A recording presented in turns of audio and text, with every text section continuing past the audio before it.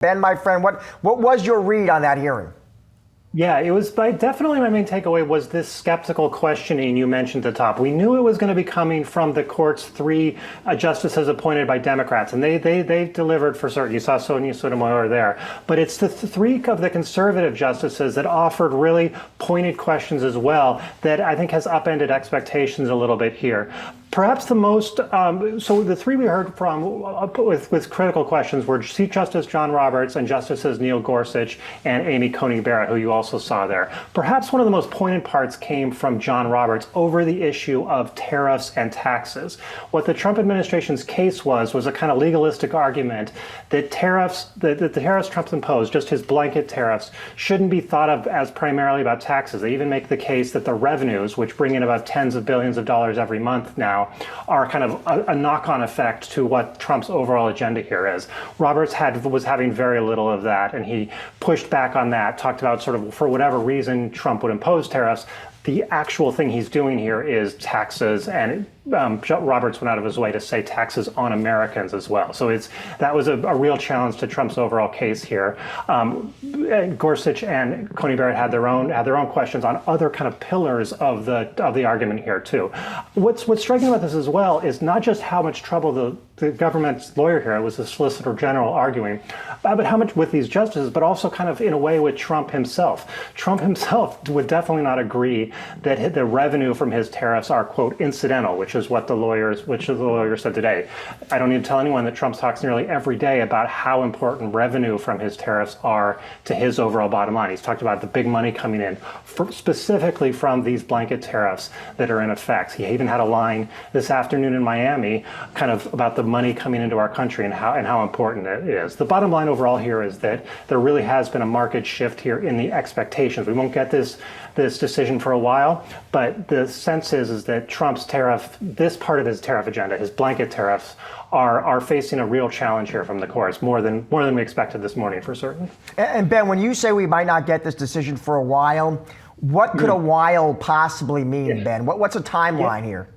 For sure. This is on an expedited time frame from the Supreme Court, but this is Supreme Court time, which is slower than most things coming in here. They've talked about it happening quickly, and they're gonna move quickly. That could mean the end of the year. Most likely, I think the expectation here is early next year, but that's definitely quicker than the Supreme Court generally comes in, which takes about 6 months between what we saw today, which is the arguments, and then the final decision being ruled. So they're trying to move quickly here. I think it'll be weeks at a minimum, maybe a couple months, but on the sooner side. The math here overall is this 6-3 court, the question being whether these three liberal justices who are very clear about how they're gonna vote, whether they can bring in any of two of these conservative justices to make it 6-3 against Trump's tariffs. You know, each of these conservative justices had different reasons for being skeptical, so we'll see what a kind of final decision is here. But there's clearly going to be a big debate going on in the court around the future of this aspect of Trump's tariffs for certain.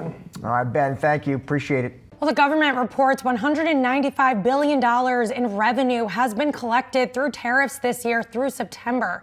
The Supreme Court is hearing arguments today that could determine the future of those tariffs, which have hit small businesses particularly hard.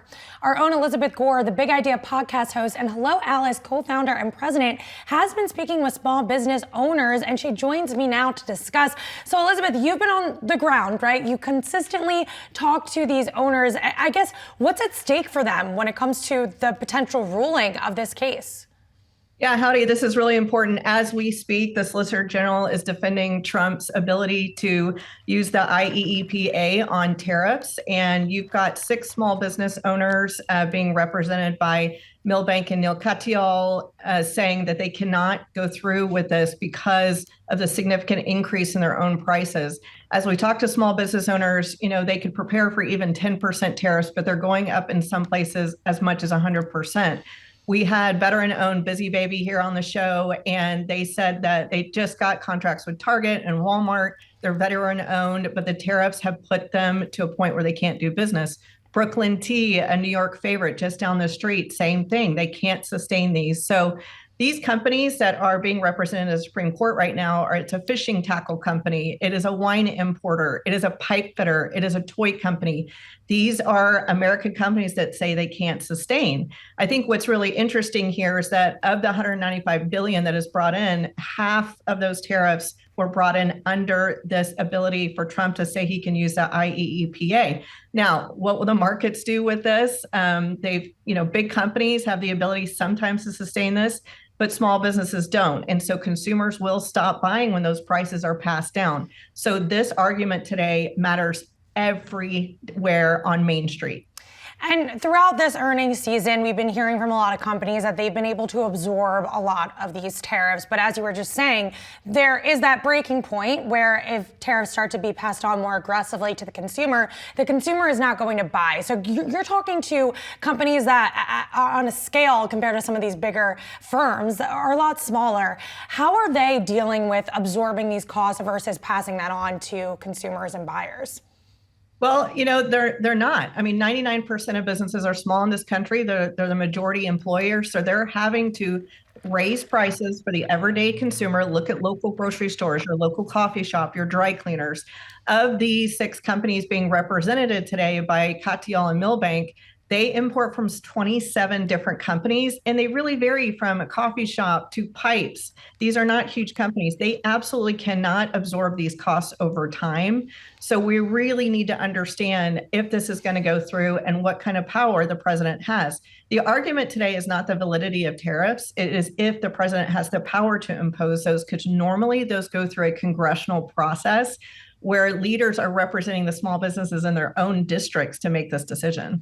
And if this ruling is upheld, I mean, what does that mean for small businesses that are already dealing with this? Are we going to see a lot more closures and bankruptcies?